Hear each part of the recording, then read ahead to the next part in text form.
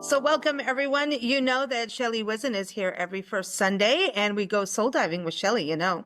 But today we're going to talk about random acts of happiness because it is random. Well, it's not random acts of happiness month, but it's happiness happens month. And you know what? So happy August and happy random acts of happiness, happiness happens month. It's a happy month. Let's put it that way. So there you go. It's good to be happy. Well, I know that you are a live and die happy coach. So I thought this was a good topic for you. What do you think? Happy? Totally, totally. Yeah.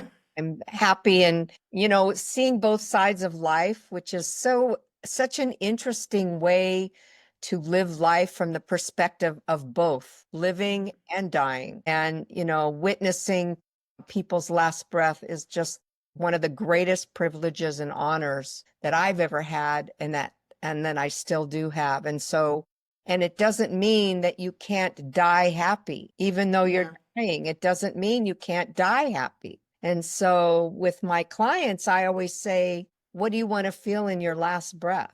What do you want to feel in your last breath? And that helps them get happy now because you don't know when that last breath is going to come. So better Yeah. now than never. Yeah.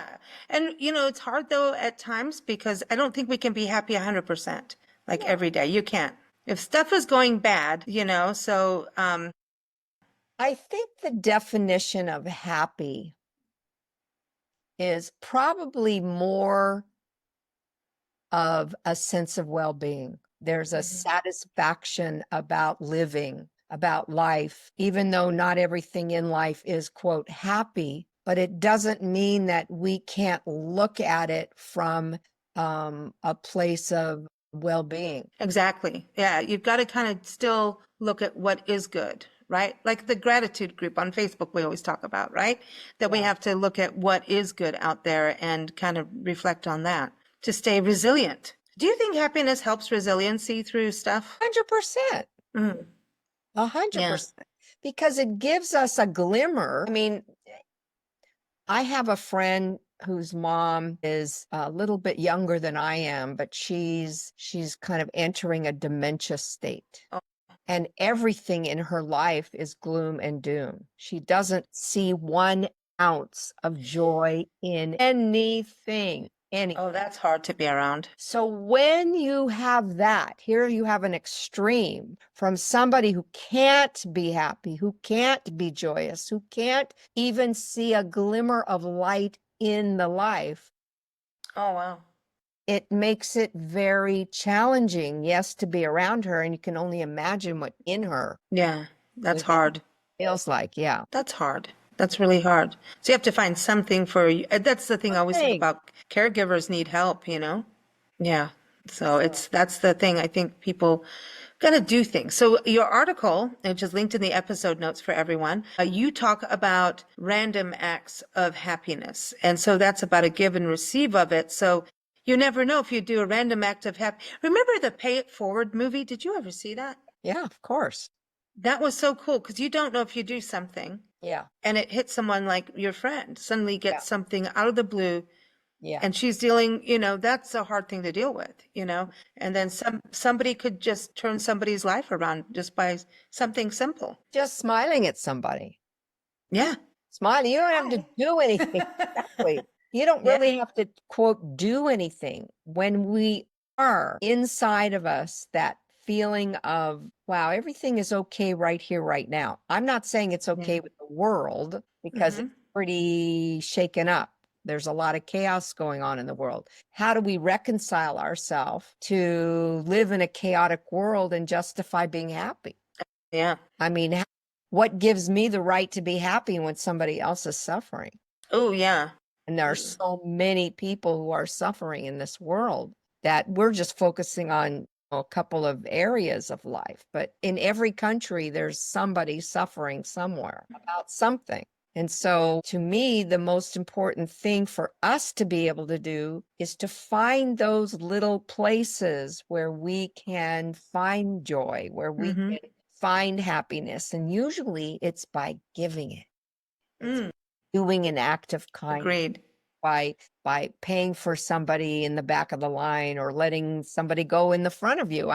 It doesn't really matter what it is that we do. What matters is the act of doing it. And you create this giving and receiving cycle. And so sometimes it's easier to give than it even is to receive. Yes, we've talked about that before on Yes. the gratitude. The giving and the receiving is, yeah, it's hard. It is hard depending on who you are and what it is. And yeah, yeah, but going back to the not allowing yourself to be happy, like there's a lot of, when there's a disasters and things like that, right, that Yeah, happen. And sometimes there's survivor's guilt that goes with that. totally. And I don't think you can really just turn on the happy button, you just can't. I think you kind of have to allow that feeling to happen and somehow then start to slowly move on up. I don't know. I think everyone's grief is different, but I don't know what on that level of happiness. I think it's just like you said, maybe you do just go and do something at that point. Grieving, that's a very interesting topic. And that's a very interesting point that you're making because we all have all the emotions built in us. We're not without emotions.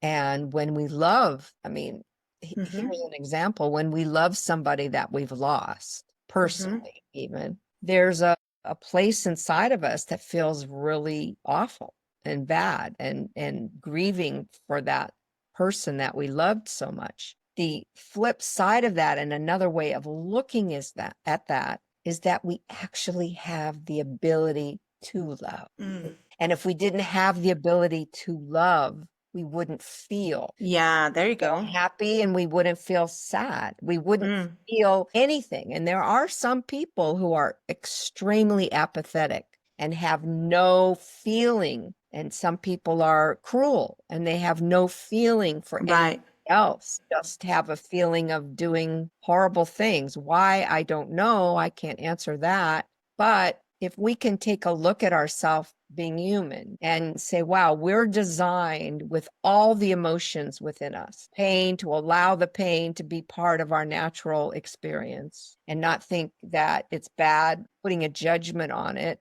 I mean, it's not easy to live with pain, not at all, not Mm-mm. at all. And accepting it as part of our human experience does help. Yeah.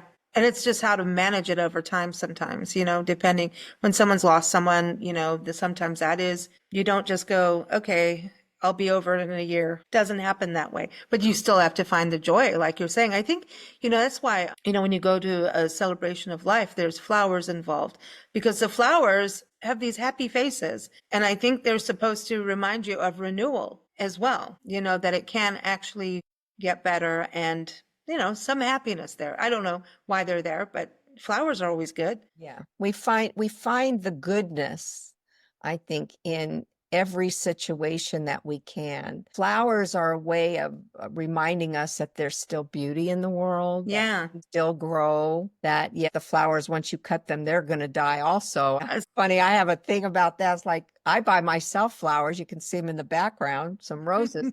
And then I go, God, they're going to die too. But you know what? We are all part of the cycle of life, which means we're also part of the cycle of death. You can't have one without the other. So for me, with my clients, I want to help them make the most out of their life, whatever that is. If they're having a bad day, or maybe there's a perspective shift that we can offer, that I can offer them, just to look at something a little tiny bit differently so that their perspective changes and then they feel better. That's one of my favorite Yeah. words, Yeah. Yeah.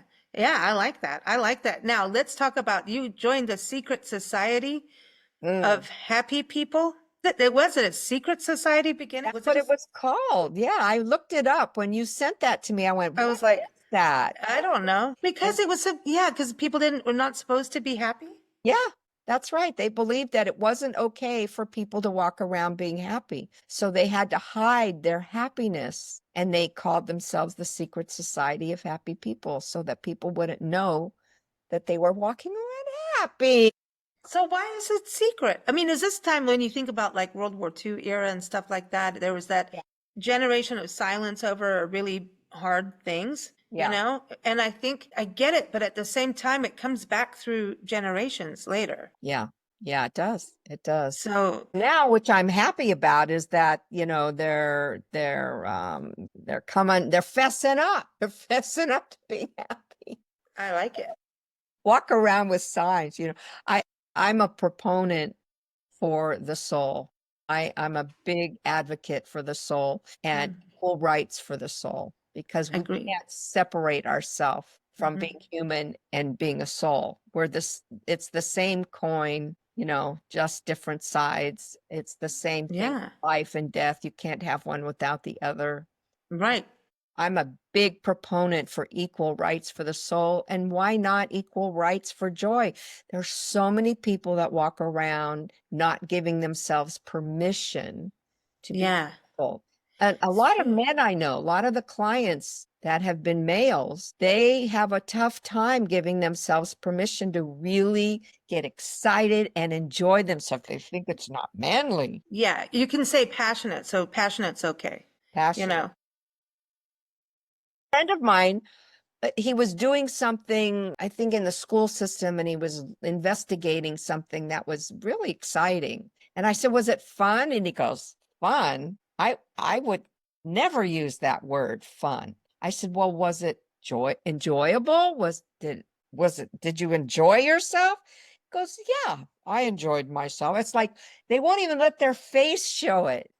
It's that stiff upper lip thing. And I wonder if it comes from the generation of businessmen and the business thing where you're not supposed to act all excited and stuff like that. Right, And you're supposed to be all professional. So it's not professional to be happy. right. That's Yeah. right. And I think the workplace culture has changed a ton now because happiness has to be part of the workplace culture. Don't you think it's changed?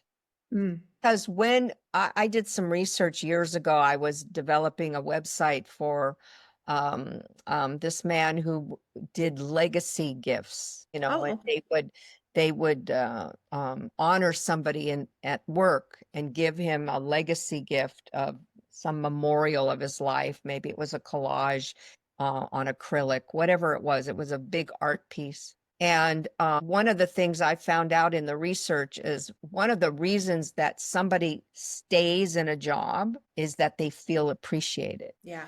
not That's the a, money. yeah. It's not the money, it's the sense of appreciation. And when we don't give that sense of appreciation to each other, Yeah. even in life, we walk around feeling bereft of Like, what's the point? and why? Yeah. What's the point is right. I do all this work or I do this or I do that, and nobody acknowledges it. Not like we're looking for outside acknowledgement, but it sure is nice to have. Yeah. Yeah. You have to be happy within yourself. Absolutely. Because then you can be happy, for others.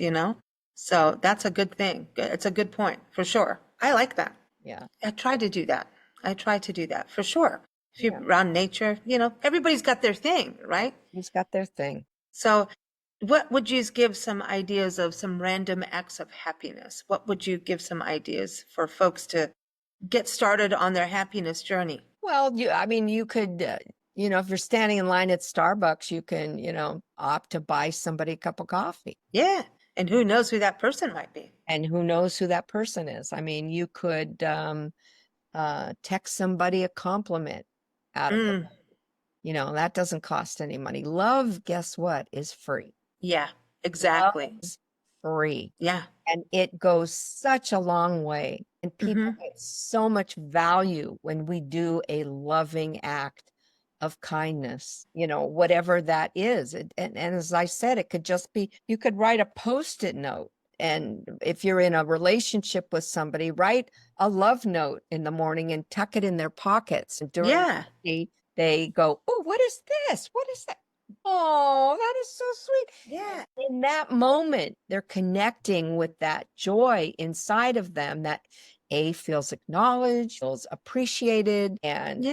loved. What do we want to feel in our last breath? Don't we want to feel loved I up? think that at the end of the day, that's what matters the most. That is what matters the most. I love it. I love it. Shelley, it's always fun. So Oh, happy to you. Happy Happiness Month, Random Acts of Happiness Month, Secret yeah. Society, happy joy. Yeah. Happy, happy, joy, joy. Be silly. That I think is part of it. Yes, be silly. In Yes. fact, that's really good because I'm doing some videos for a workshop that's coming up for me called Oh, SEE, August 9th. oh, okay, cool. It's a 3-part series called See, Speak, and Shift. It's all the first part of it is we're going to dive into how do you see yourself? And, we always walk around going, we want somebody to see us. Yeah. We want someone to see us, but do we see ourselves? And what do we do to acknowledge and give ourselves praise and validation? What do we do? Do we take responsibility for that?